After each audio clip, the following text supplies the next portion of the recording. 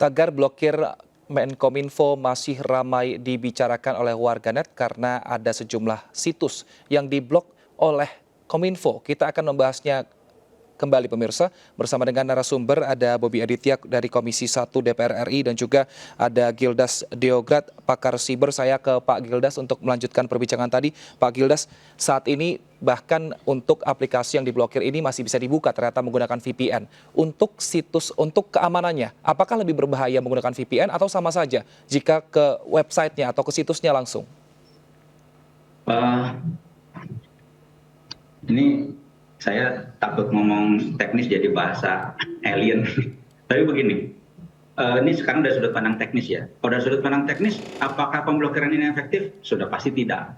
Gitu. Jadi salah nggak kalau dari sudut? Ya salah lah, orang secara teknologi memang ada VPN gitu ya. Tapi secara substansi sebetulnya terminologi VPN yang saat ini digunakan itu tanda kutip menyesatkan. Karena bukan seperti virtual private network yang kemudian kita bayangkan sesuai terminologi yang dipakai oleh korporasi, tapi ini disediakan oleh layanan VPN. Dan sudah terbukti banyak kasus, saya tidak mengeneralisir ya, tapi sudah terbukti banyak kasus si penyedia layanan VPN tersebut yang kemudian ternyata juga tanda kutip melakukan penyalahgunaan informasi atau tidak sesuai janji kepada penggunanya terkait dengan keamanan, terkait dengan lock dan seterusnya. Jadi kita tidak percaya pemerintah, kita kontra dengan pemerintah, kita lebih percaya dengan layanan pihak asing yang kemudian dalam banyak kasus layanan tersebut ternyata mengabuse penggunanya. Kan lucu. Ya bukan lucu, ini mungkin karena ketidaktahuan gitu, karena hype yang dibuat seolah-olah VPN itu aman gitu, dan perlu dipahami layanan VPN publik gratis yang digunakan oleh banyak orang selama ini untuk menghindari pemblokiran, risiko keamanannya relatif sangat tinggi atau lebih tinggi lah. Baik, kita akan membahas mengenai regulasi di mana dalam Permen Kominfo nomor 5 tahun 2020 ini mengenai PSE juga di pasal 9 ayat 3, 4, dan 6 ternyata ada yang dimaksud kegiatan yang merusakkan dan mengganggu ketertiban umum di ayat 4B ini masih belum jelas standar atau ukuran yang menentukannya apa. Pak Bobi, ini sebenarnya kalau untuk pasal-pasal yang dinilai mungkin karet seperti ini, pembahasannya lebih lanjutnya di Komisi 1 seperti apa? Untuk biar mungkin lebih jelas juga indikatornya, mana mungkin situs yang harus diblokir atau mana yang tidak. Jadi hal-hal yang dituangkan di dalam peraturan-peraturan tersebut itu memang sedang kita bahas. Salah satunya substansi tersebut adalah bahan dari Undang-Undang PDP, Perlindungan Data Pribadi.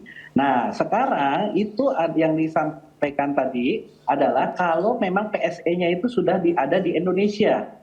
Kalau misalkan PSE-nya itu sudah terdaftar di Indonesia, kita mampu melakukan pengawasan-pengawasan tersebut. Tetapi kalau yang perusahaan-perusahaan ini, PSE-nya saja dia belum ada di Indonesia. Jadi bagaimana kita mau melakukan pengawasan? Betul, banyak para penggiat yang mengatakan kalau blokir-blokir itu misalkan ada konten terorisme, lantas ada konten-konten asusila, pornografi, dan semuanya itu kalau misalkan diblokir harus lewat perintah pengadilan atau hasil keputusan pengadilan. Itu betul kalau PSE-nya itu sudah terdaftar di Indonesia. Nah, sedangkan hal-hal yang diblokir tadi, boro-boro PSE-nya terdaftar, ini kan yang diblokir karena mereka sudah diberitahu tapi tidak mendaftar. Jadi semua yang disampaikan yang di dalam hal tersebut yang kalau sudah menjadi PSE lokal itu sangat betul karena disitulah salah satu peran negara untuk melindungi warganya. Tetapi kalau platform-platform tersebut mendaftar saja tidak, bagaimana negara bisa melindungi rakyatnya? Itu yang prinsip paling utama dari pemblokiran OTT ini. Karena ini adalah hal yang baru. OTT ini kan adalah frekuensinya adalah frekuensi telekomunikasi, tapi kontennya macam-macam. Ada konten penyiaran, ada kontennya edukasi, ada kontennya keuangan. Yang ini masuk ke paralel dengan undang-undang yang sudah ada. Ada kalau yang pinjaman online, ada yang PayPal itu harusnya masuk OJK. Lantas ada yang platform-platform lain yang masuknya harusnya di undang-undang sektor yang lain. Ini yang perlu ada penegakan hukum, dan ini adalah awal yang sudah tepat menurut saya. Baik, saya ke Pak Gildas. Pak Gildas, jika kita berkaca mungkin pada peristiwa yang terjadi antara Rusia dan Ukraina, di mana ini ramai-ramai memblokir diri untuk aplikasi-aplikasi yang ada di Ukraina sehingga tidak bisa diakses oleh Rusia.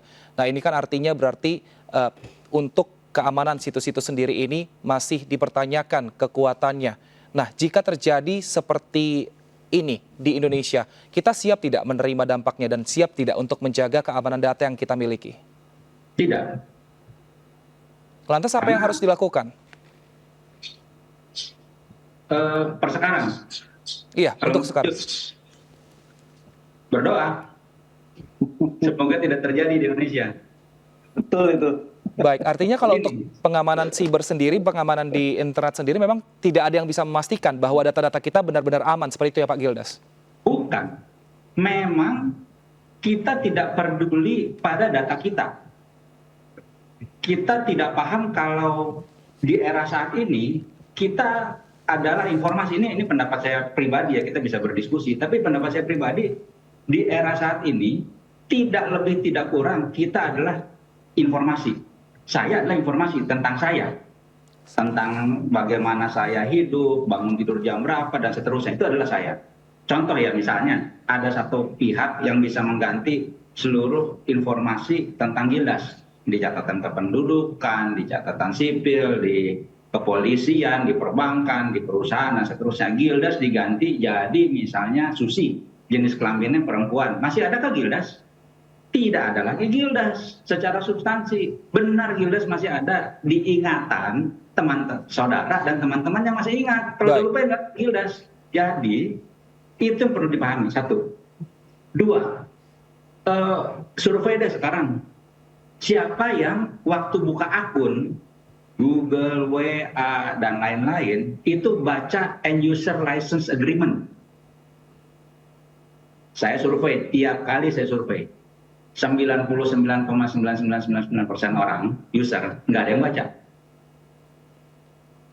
Kalau kita baca, kita akan paham di situ kalau sebetulnya adalah substansinya nih, secara license agreement kita menyerahkan seluruh informasi milik kita ke penyedia platform.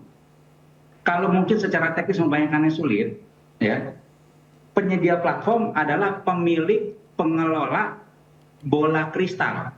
Tahu kan bola kristal yang ada gambar lucu-lucuannya, kalau dibalik jadi ada kayak snowflake-nya gitu, gitu ya. Iya. Kita hidup di dalam bola kristal penyedia platform, yang kalau penyedia platform bilang, gue nggak suka nih sama Gildas, tuh dimatiin akunnya. Mati kita. Baik. Terus kita mau hidup di dalam, menikmati hidup di dalam bola kristal penyedia platform, tanpa proteksi apapun, setuju dengan license agreement untuk dikuasai oleh penyedia platform. Baik. Belum kalau kita lihat posisi datanya nih, posisi data per sekarang, 90% data kita ada di luar negeri posisinya, fisiknya. Gitu ya. Jadi kalau saya menganalogikan, tubuh kita ada di wilayah NKRI, tapi otak kita ada di luar, kepala kita ada di luar. Dan itu kalau saya jadi menginspirasi orang untuk jahat ya, tapi maksudnya gini, kalau kita mau melumpuhkan NKRI per saat ini yang secara substansi hidup dikelola di platform asing, sangat mudah. Seminggu kita bisa buat Indonesia mati layanannya keseluruhan, nggak bisa akses nih ya. Gojek, apa segala macam yang tadi semua diheboh-hebohin itu 90% mati. Baik.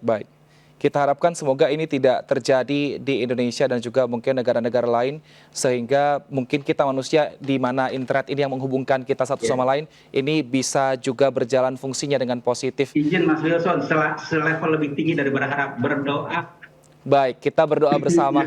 Kita berdoa bersama semoga tidak ada yang menyalahgunakan hal-hal yang sifatnya positif kepada kita. Terima kasih Pak Gildas Diograt, pakar siber yang juga CEO Securit, dan juga terima kasih Pak Bobi Aditya, Komisi 1 DPR RI dari fraksi Golkar telah bergabung bersama kami di MNC News Now. Pemirsa, usai jeda, informasi menarik lainnya akan kami hadirkan bersama dengan rekan kami Fani Imaniar. Tetaplah bersama kami.